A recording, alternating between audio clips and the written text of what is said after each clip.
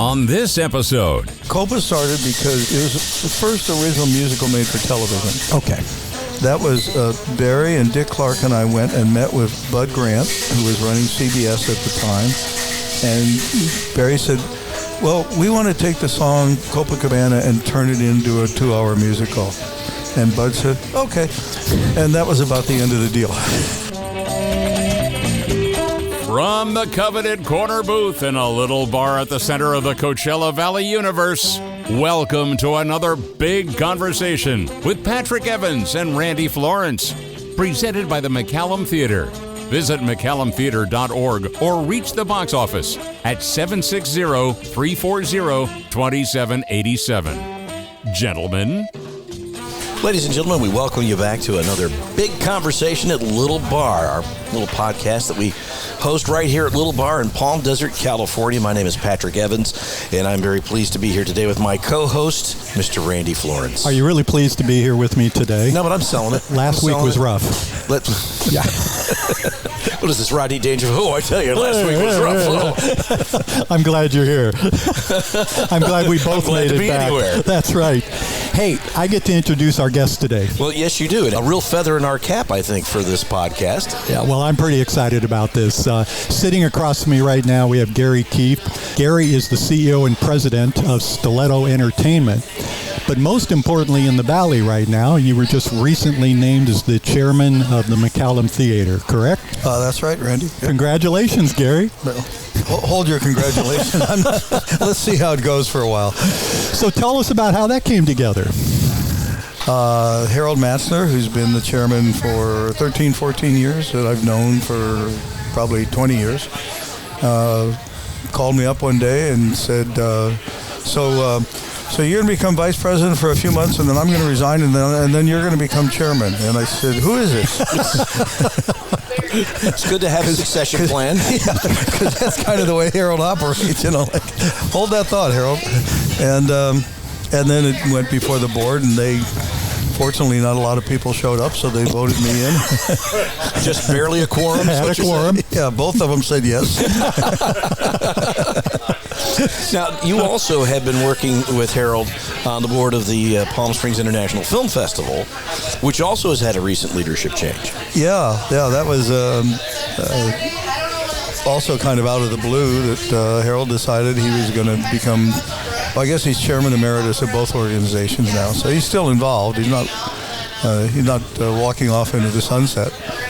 Which would be unlike Harold, I Which think. would be totally unlike Harold.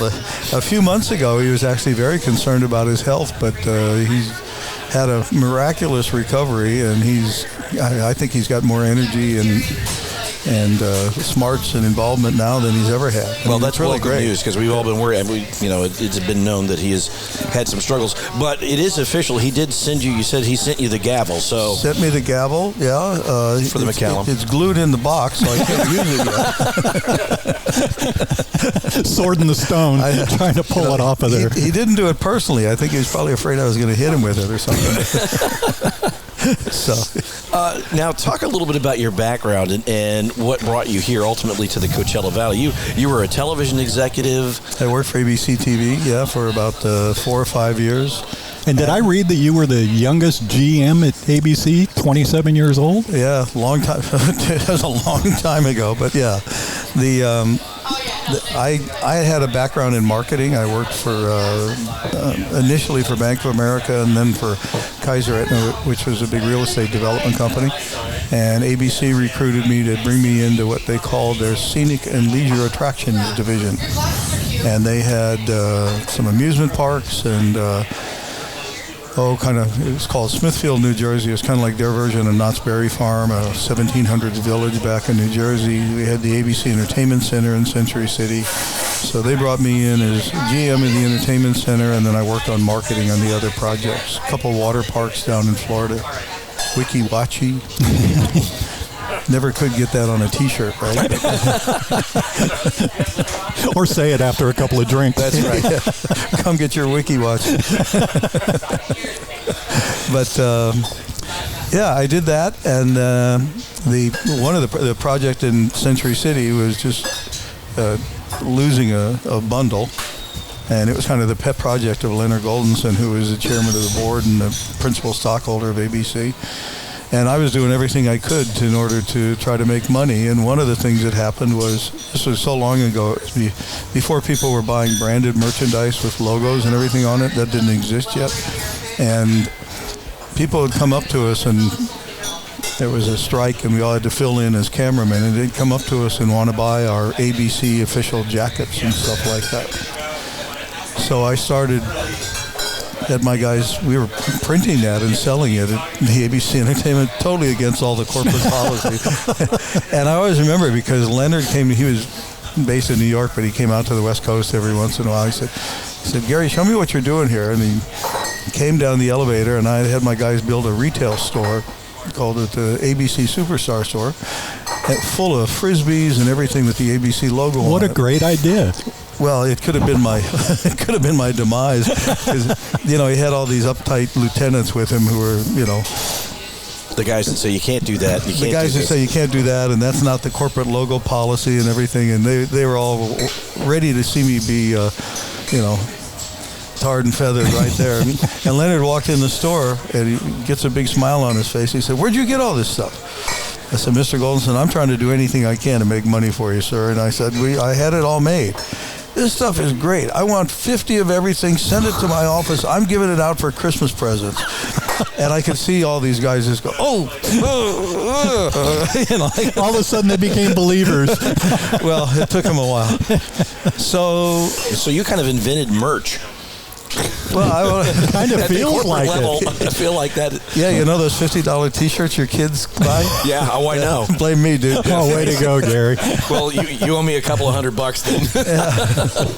So we did, I saw, listen, there was a lot of money to be made in merchandise, and a friend of a friend knew Rod Stewart's manager, and he was interested, and we all scraped together whatever money we could, and we bought the merch rights from Rod.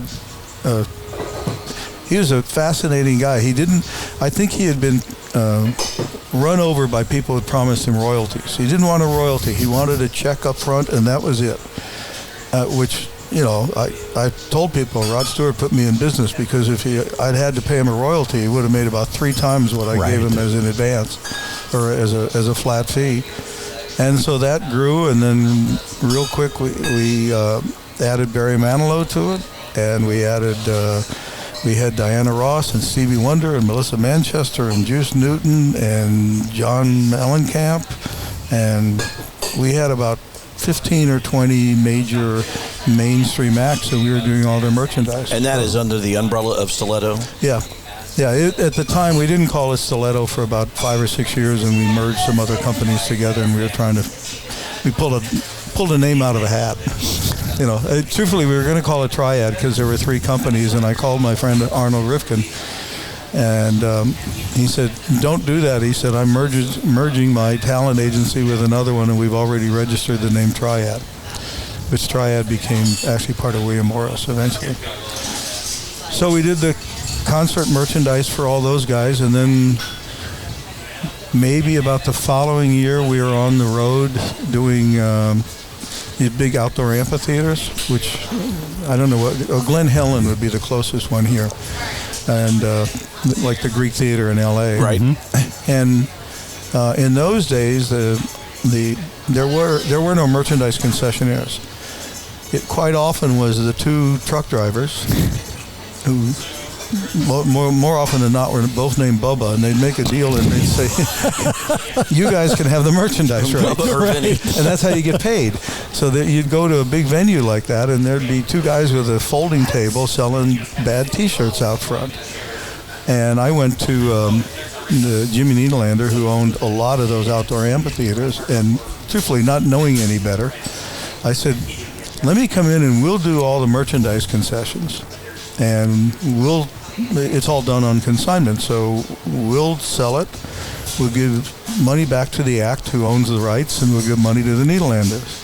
And much to my chagrin, he said, "Okay."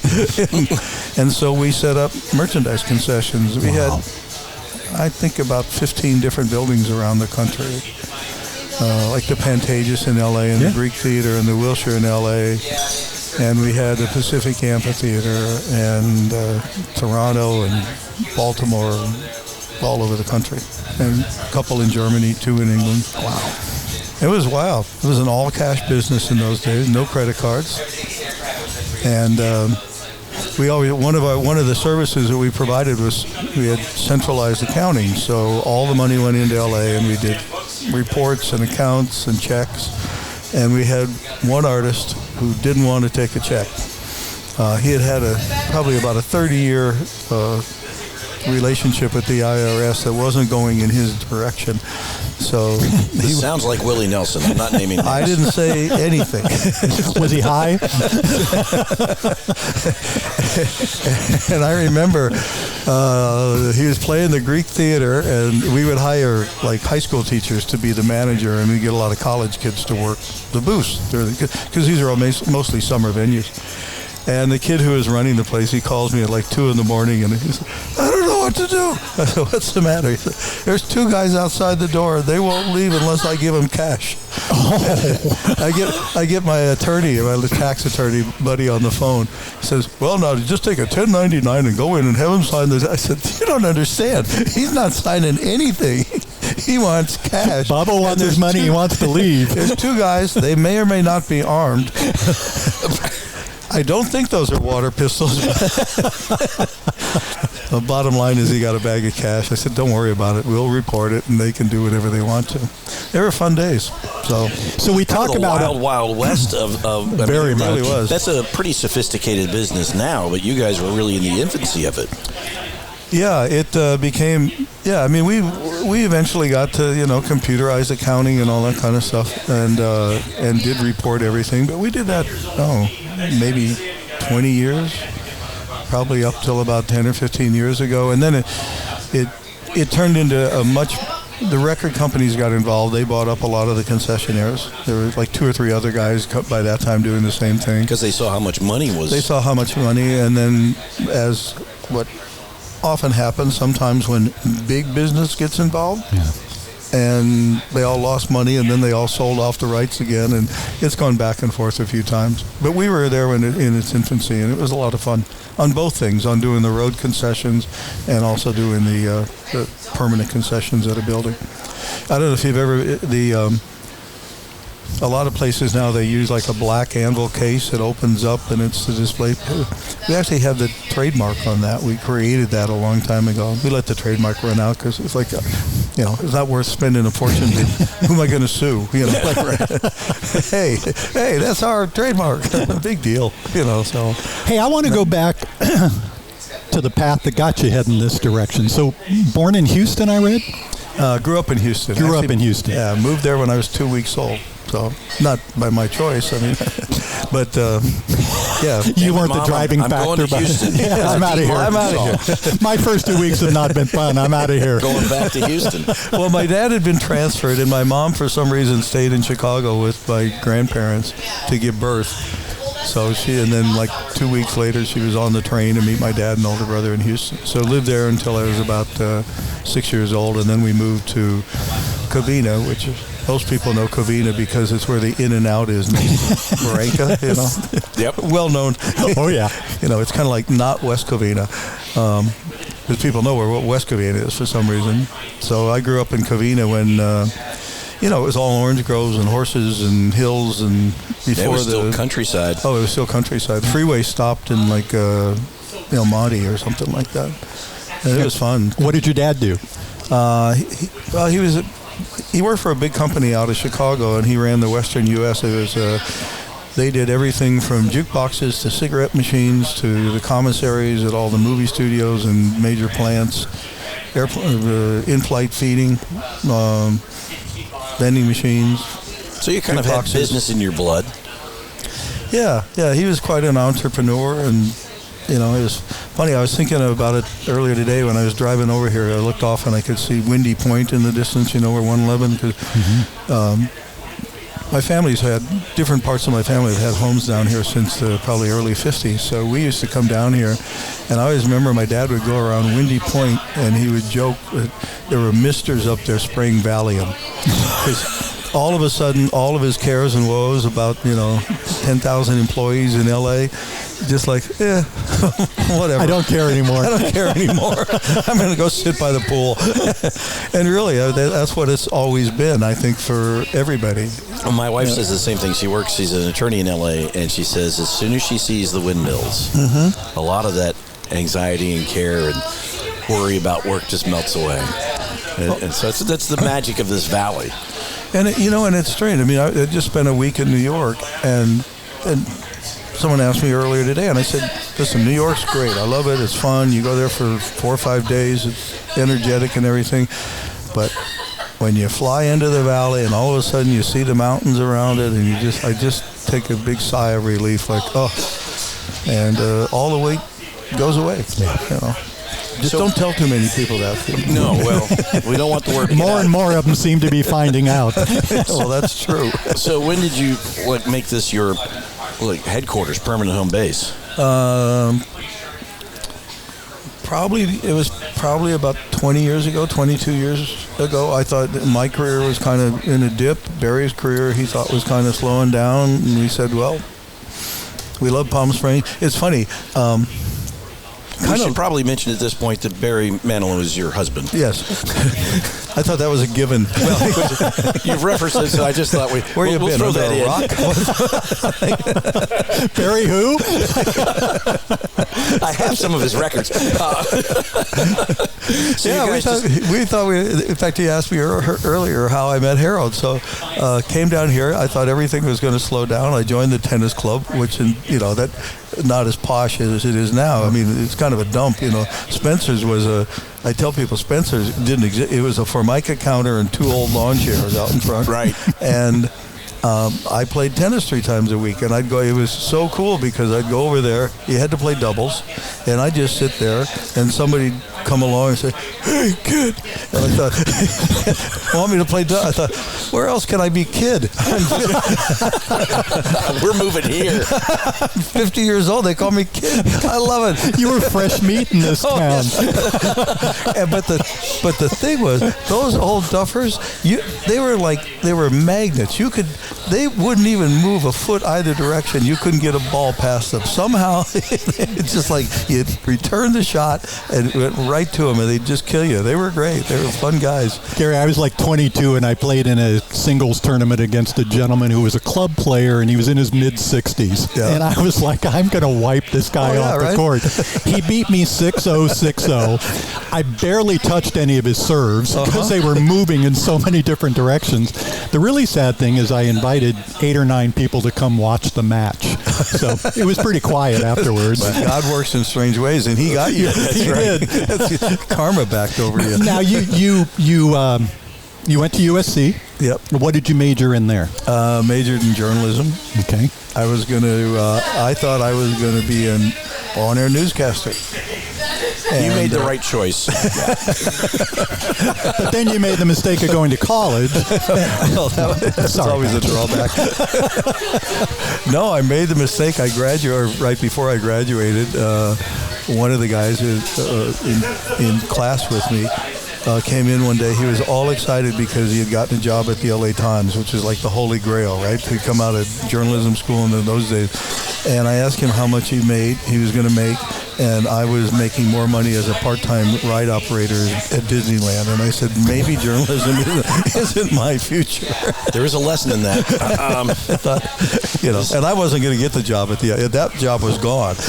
I was going to end up at the Podunk Daily or something like that. No. Where did the creative side come from? Did you have siblings, and was this kind of prevalent through the family?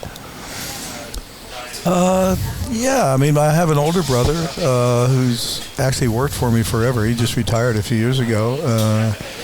He got his master's in cinema from USC. Wow. And he worked in the TV industry for a while until I was able to convince him to come work for me. And I don't know. We both were raised with right brain, left brain, use both sides. Yeah. Your dad was obviously an entrepreneur. What about your mom? Yeah, well, my mom worked, was in the days when women didn't work, but she was always entering cooking contests and decorating things and that kind of thing. So yeah, she was creative. That was the background. So I tell people we were in a good way and a bad way. My brother and I were both raised without limits. So the expectation was always that you could do anything. It was never that you can't do that. It was, well, of course you'll do that. I remember my mom decided she wanted to.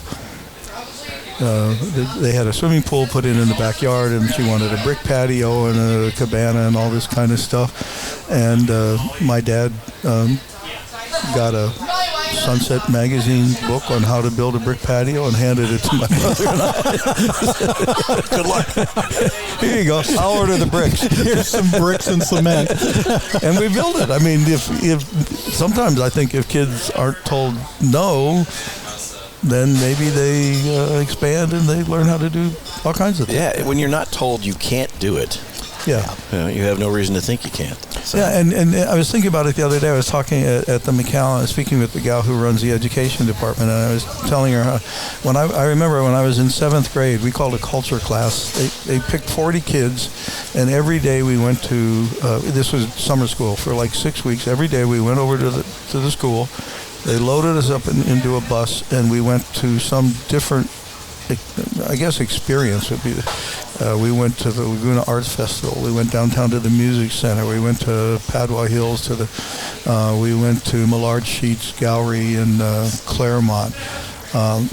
They just exposed us to all different kinds of things. And I don't know. I think maybe education was more open in those days, or less regimented, or they could do more things with you. And so they exposed us to all that stuff. I remember in 7th grade, they I don't even know what class it was. Maybe it was an English class. We all had to go make a movie. Really? What equipment did you use? It was that crank, black and white thing. With a giant horn cone coming out of it. Super 8. What was a 16 millimeter home movie camera? Yeah. No sound or anything like that. But, we could do stuff like that, and the parents weren't protesting that we weren't learning calculus or whatever they have to do now. So you got involved, you mentioned Rod Stewart earlier, but you've worked with some pretty big acts in the entertainment industry. You did some work with Donna Summer? Yeah, I managed Donna for about 5 years. Wow, that's awesome. She was a blast. Yeah? She was really fun. So how did you, tell me a little bit about how you go from the merchandising side to the actual managing of the talent? Probably did the merch thing. Probably had done it for about 3 or 4 years, and Barry was not having a great time with his manager, and he interviewed some other people, some other managers, to consider them, and wasn't really getting anywhere. And he finally just said, "Why don't you do it? You do all this other stuff. Why don't you do it?" And I didn't know any better, and I said, "Sure." No one told you can't, so. Well, it was interesting because, I joke about it, but there is a certain truth to it. I didn't know that you could be a manager and just have, an assistant and one phone. Because by then I had a staff of 10, 15 people. I had my own art department. I had my own accounting department. I just assumed that's how you do it. And it took me a while to find out that all these other guys were getting by hardly any overhead at all. But I've always done that. I still have that in LA. I still have a dozen people who handle different parts of the thing. And I think it's probably, in a way, it's contributed to the longevity of Barry's career, because we're usually 2 years ahead of what is happening now, and we do our own marketing, we do our own accounting, we do our own logistics, and for a long time we had our own in-house travel agency, and I don't know, that's just kind of the way I like to do things. You were talking about how you guys just decided things might have been calming down or slowing down a little bit, so you moved out to the Valley on a more permanent basis. Yeah, switch basis. We I had a home down here forever, a second home, and then decided, no, we want to base. I was going to share this. So we looked at different places, Florida, Connecticut, San Juan Islands. I remember I called it the Diana Ross tour because every place we were looking, they said, "Oh, Diana Ross was here 2 weeks ago and looked at this house." So she really had. She ended up in Connecticut. I don't think she's still there, but she ended up living in Connecticut. And every place we looked, the realtors would say, "There are 2 months that are just beautiful." And I finally said, "We already got a house in some place where there's 2 months that are hot as hell, but 10 months that are beautiful. Why do we want to move to some place that's a swamp for 10 months and has just the opposite?" And it was kind of like the light bulb went on, and we said, "Oh yeah, why don't we just get a different house in Palm Springs?" And that's what we decided to do. And you're right, it feels different here too. Yeah. I mean, all those areas, listen, they're beautiful areas, but they really do maybe have 2 months of great weather, and the rest of the year, You get a great month in spring and a great month in fall. Yeah. October is fantastic or November is fantastic, but then it's a terrible winter and it's humid summer. So yeah, and it's humid and there are bugs and just contrary to what I said earlier, don't anybody believe what I just said. It's terrible. It's really hot down here. You don't want to come down here. You're going to hate it. You're going to hate it. There's only one road in and out. Regretted one that road. decision. Before we continue, we have to take a quick break, and we want to acknowledge our presenting sponsor, the McCallum Theater. So a quick word from our good friends at the McCallum Theater. The McCallum Theater's 2024-2025 season is on sale now. The world's top artists, from jazz, pop, classical, and comedy to the best of Broadway, only at the Valley's favorite place for great entertainment. Tickets are on sale now at the McCallum Theater box office, by phone, or online at McCallumTheater.org. Tickets sell quickly, so order yours today. A new, exciting season only at the McCallum. The McCallum Theater's 2024-2025 season is on sale now. And we are back with Garry Kief, our guest, who is the chairman now of the McCallum, talking about his career. So once you arrived and you were here more frequently, and if not year-round, you got involved in a number of different organizations, including the McCallum and the film festival. And now you find yourself with the gavel of the McCallum Theater, which Harold has done a masterful job of making a great entertainment venue. What do you see? What's your vision going forward? Well, I think we kind of alluded to the growth in the Valley. I think, the population in the Valley now is, I think full-time is around 550,000 people, which I was telling a friend of mine, she's getting her doctorate in Oklahoma, and she's in higher ed, and she was kind of thinking about where she wants to locate. And truthfully, before I opened my big mouth and suggest she come here, I thought, well, I just want to check some things. So the population in the Coachella Valley is actually larger than Oklahoma City. We all have heard of Oklahoma City. We all think Oklahoma City is a big deal, right? And Coachella Valley, I think we all assume is kind of smaller. But it isn't. So when you compare Coachella Valley to big, quote, big cities around the U.S., we are a big city. And that's a significant change in the last 10, 15 years, certainly since the McCallum was built 30-some-odd years ago. So I think we have to look at expanding our season. I think, we are no longer a 4 or 5 month resort community. I mean, there's certainly 4 or 5 months where the population goes up another 200,000-300,000 people. But I think as a community theater, as we're public, on public land, we're supported by the public. I think we need to expand our season. I think we need to expand how we program and who we program to. I think we need to keep what we have, but we also need to pay attention to everybody who lives in the Valley.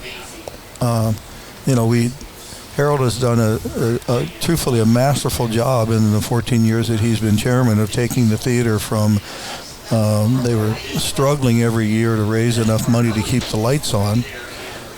We've got a very nice endowment in the bank right now that spits off a significant amount of money every year that helps subsidize what we do, because ticket sales alone don't pay for everything.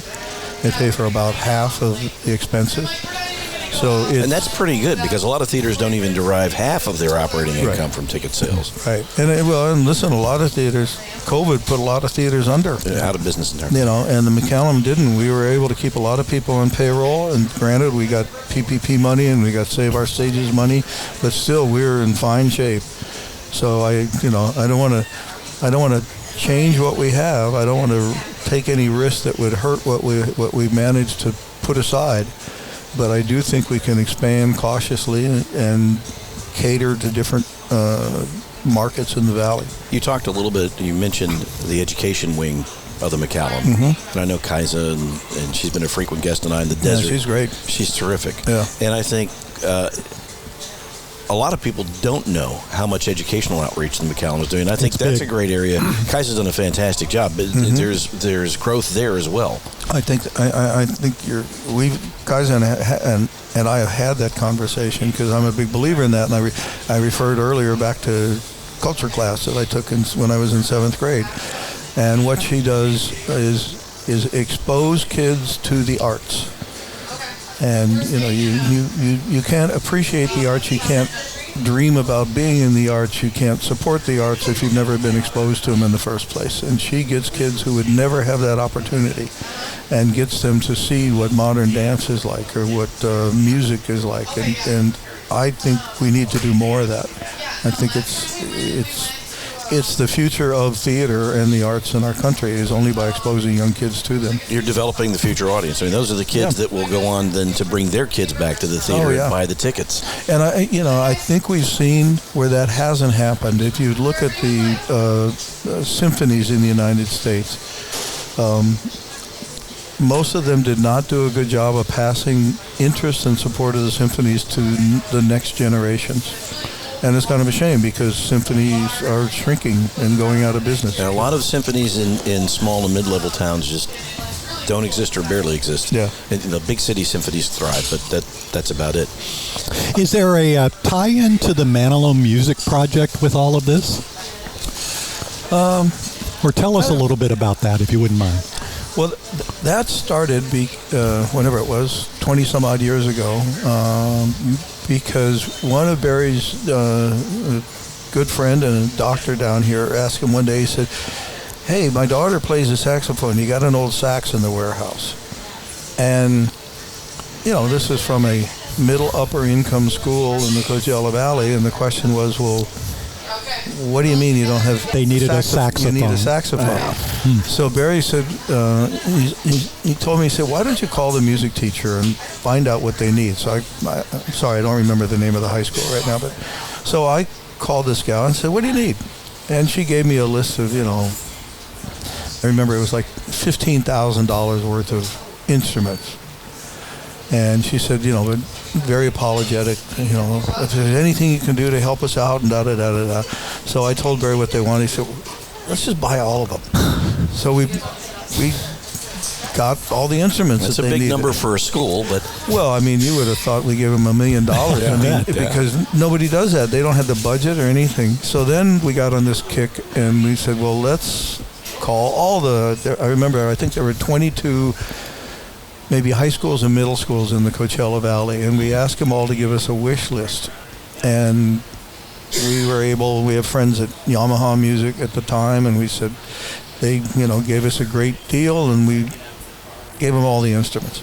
But I remember, so the Manilow Music Project is really kind of a grassroots thing. So I remember speaking to one of the music teachers, and they said, well, we can't accept this. It has to go to the district, and then the district will inventory everything and tag it, and then they'll distribute it. And I said, okay.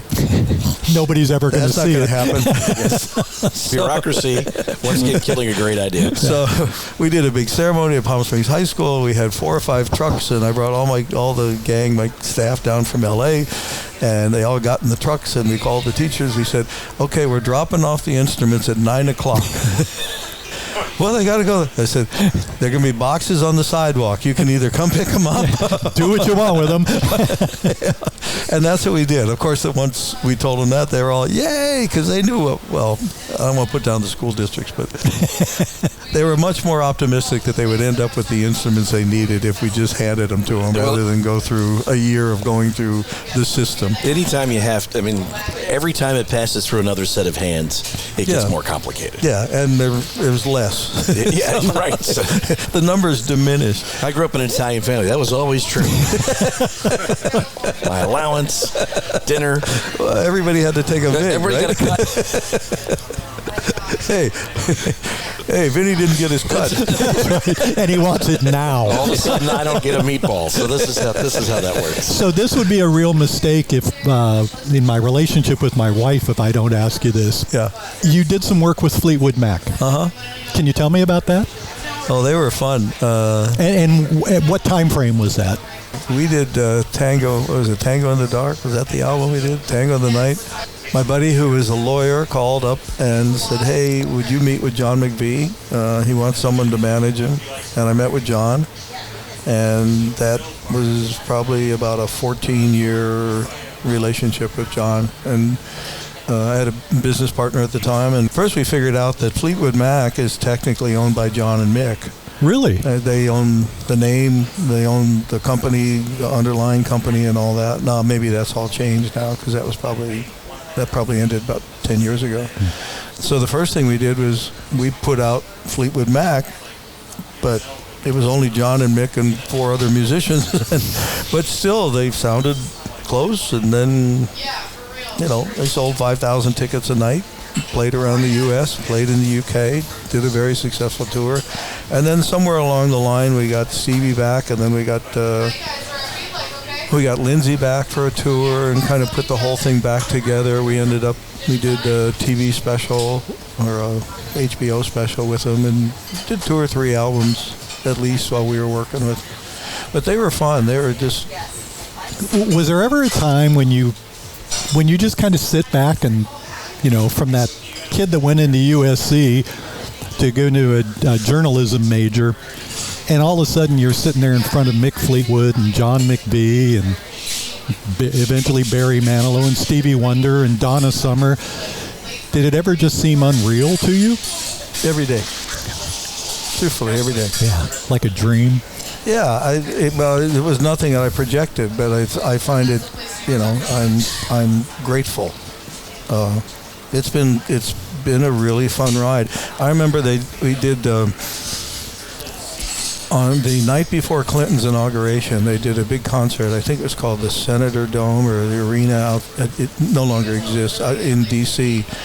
And all the artists were there. It was Barry, Barbra Streisand, Michael Jackson, Fleetwood Mac, and in the VOM, the exit from the arena floor, they had all these trailers backed up, and they had a black curtain down, and so when creating like a street backstage, and when President-elect Clinton came in, everybody was told stay behind the curtains. So you look down the curtains, and there's Goldie Hawn peeking out from those rooms. Secret Service is going ballistic. I bet they were. You gotta get behind the curtain. But I always remember because they had a monitor backstage, and Barry was on. Barry was the opener. It was in the round. There was a stage out in the middle of the floor, and I look over, and John and Mick are standing like a foot away from this monitor. And I don't know if John would remember this, or he'd probably say I made it up, but it's true. And I go over there, and John says, "What the fuck are we doing here? He knows what he's doing." That's awesome. But and John would be, there are, singer-songwriter performers, and there are singer-songwriters who just like to get up and play their bass and just have a nice time. Right. And it's different, but I always remember him just staring at this thing going, "Oh, God, what do we get into now?" He had to open. That's great. I remember we pitched him one time. Dick Clark wanted him to do something on the American Music Awards. My business partner, Steve Wax, and we take John and Mick out to lunch at La Dome. And we start over lunch, we're doing the pitch and say, 10 million people are going to see this show. It's going to be great. But, by the end of lunch, we're up to 1 billion people. Half of the world. Half the world. We're getting more desperate because they're not saying yes, right? And finally, at the end of the lunch, John looks at us and he says, how many people are going to see this thing? Oh, 5 billion people are going to see this show. He says, why the fuck we want all those people to see how old we are? Okay, thanks, John. Well, there goes that idea. Well, we went down the wrong cell there. Yeah. If I had said 2 people were going to watch it, he might have said, well, okay, we'll do it. I know I had to call Dick. I said, Dick, I'm sorry. Your audience is too big. It's funny you mentioned Dick Clark and the American Music Awards because one of our previous guests, a guy named Fred Bronson, worked for Dick Clark and wrote. I remember Fred. Yeah. Fred. Yeah, Fred was just a guest on the podcast, and he was talking about writing for the American Music Awards and what an interesting experience that was because there was so much going on at the time. Yeah. Well, it was fascinating because Dick basically created that show to compete with the Grammy Award, which are always been on CBS, and ABC wanted an award show, so he came up with the American Music. Still not sure how you win. That's what we should have asked Fred. Right, damn it. I think Dick and Carrie would sit around at home in Malibu and say, yeah. I like them. Yeah. You win. He was funny. They wouldn't tell you if you were going to win. You didn't know ahead of time. But he would say, I really think you ought to go to the show. You probably want to be there. You probably don't want to miss this one. You don't want to miss this one. I want to talk about something else that I thought was pretty cool, Gary. You put on what I believe was the first musical on a cruise ship. Yeah, we did. Is that accurate? We did. But that turned into something a little bit bigger. Wait, really? Yeah, Copacabana, right? Yeah, well, it kind of reverse order. No, Copa started because it was the first original musical made for television. Okay. That was Barry and Dick Clark and I went and met with Bud Grant, who was running CBS at the time. And Barry said, well, we want to take the song Copacabana and turn it into a 2-hour musical. And Bud said, okay. And that was about the end of the deal. Now you do these long pitches, and it's, you got to do all the work before, and then they say, we'll think about it. So that was the first original musical made for television in about 1981, 82. And after that, my daughter was about, 6 or 7 years old, and I took her to see Disney on Ice at the sports arena. And it was me and all the other solo dads with their kids spending $30 on flashlights that made Mickey Mouse ears on the ceiling. They'd hand them to the kid first, so they get used to it. I need 2. Right. And respect for a good merch guy, fine by me. And I'm sitting there and I'm watching this thing, and this was long before like Hiawatha or any of the big production shows that Disney would do. So it was basically boy and girl couple, skaters, a villain, a comedic foil, a chorus line, and a bad pit band. And I had made the deal with Dick that he was Dick handled the budget on everything on Copa on the TV movie. So Dick was worried because I wanted Barry to have full control over the music, and he was nervous that what if it goes over budget? And I said, okay, I'm on the hook. If Barry goes over budget in producing the music, I said, I'll pay for it. I'll cover it. You're covering all the overages. I'll cover the overages on the music part. And I said, but in return, I want to own the ancillary rights to the production. Now, there were no ancillary exploitation. I mean, other than the DVD that, no one knew what they were going to do with it next. Well, we didn't even know what they were, if there was going to be anything. Right. So I go to this ice show and I say, this is the same characters as Copa. Cute boy gets girl, boy loses girl, comedic foil, villain, and a chorus. Plus, I own the music. So you had a good pit band. Yeah, I had a full orchestra on a recording. So I went to all the ice shows, both of them, whatever, Ice Capades and the other. I said, hey, why don't we... No, you don't understand. Nobody does ice shows with all those costumes and blah, blah, blah, and all this kind of stuff. Okay, they do now, but they didn't in those days. So a buddy of mine was head of entertainment at Caesars at the time. And he called me up out of the blue one day and he said, do you still have that idea to take turn Copa into an ice show. I said, yeah. And he said, well, would you do it at a casino? I said, yeah, I guess so. And he said, would you do it without ice? I said, well, wait a minute. In the dark. We start to laugh. I said, what is that? And so we create, usually you do a Broadway musical and then you cut it down, you turn it into what's called a tab version, like a 75-minute version. Okay. So we started out with a 75-minute version, and no one knew how to write a deal, so we wrote it like a TV deal.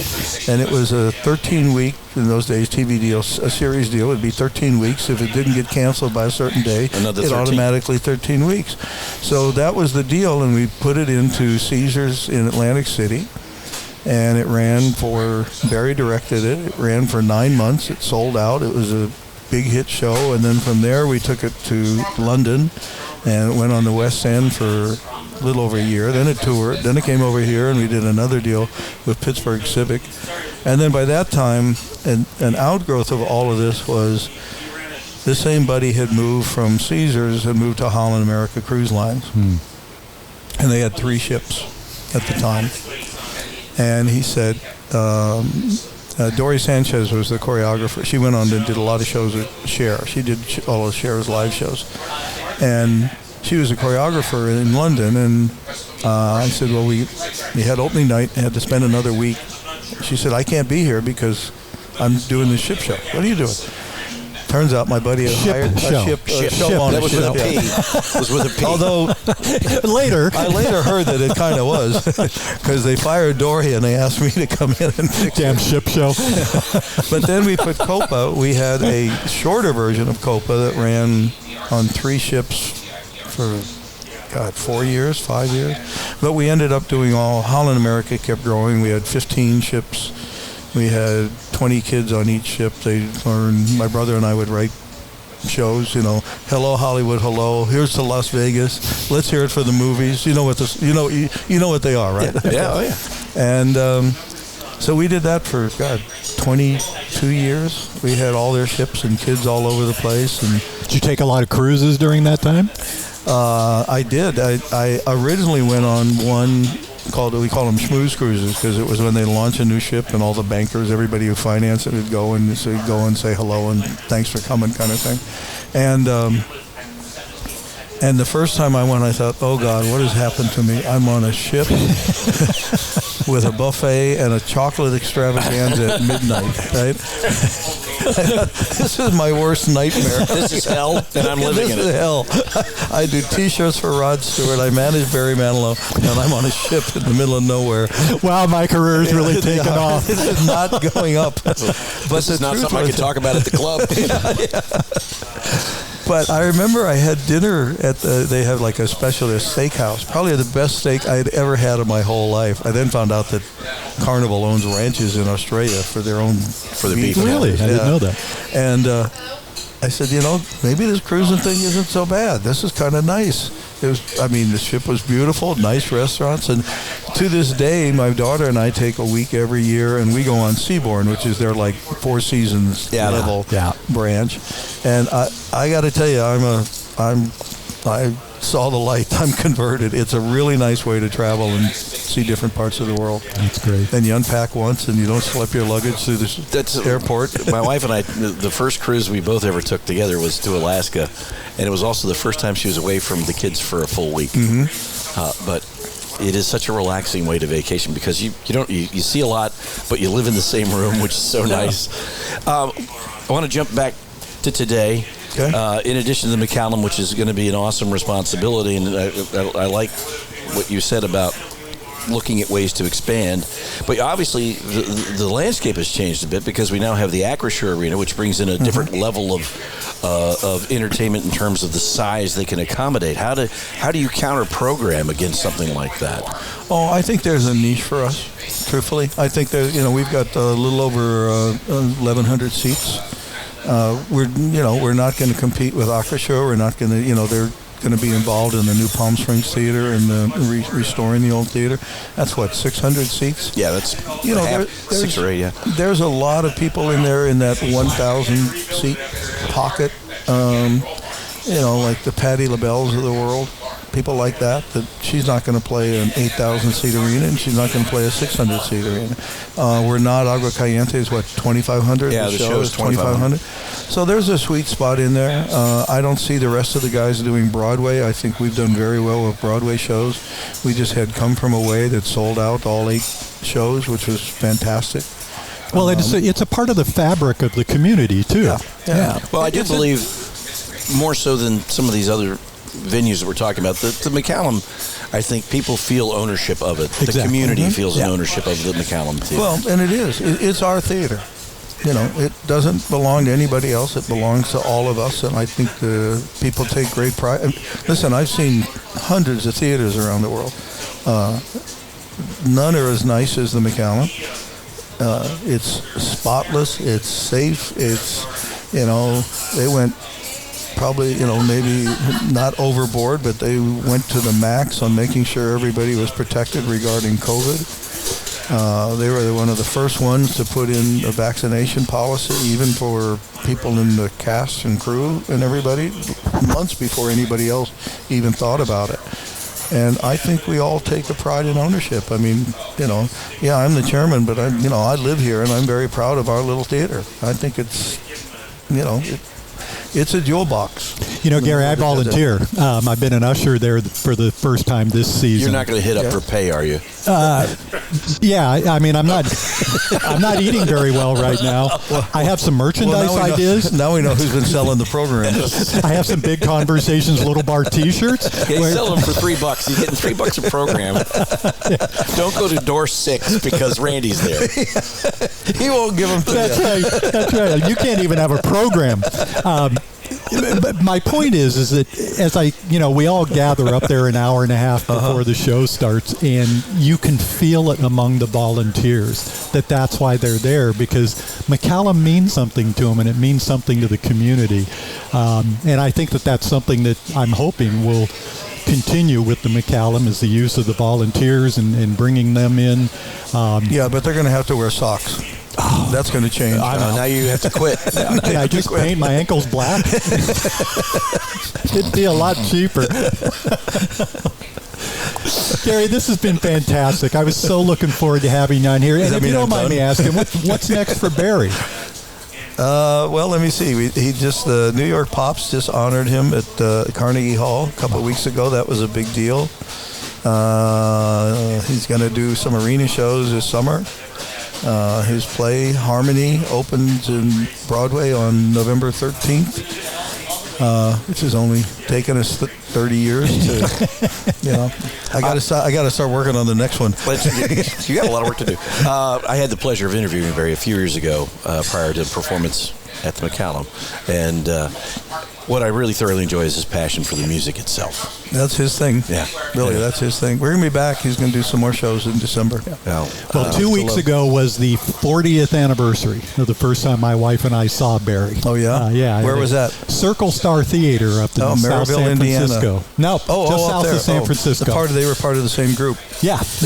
And it was just fantastic, and I can't wait to see him again this Christmas. That was run by Don Joe Mendelveen. Circle Star was, huh? Had no neck.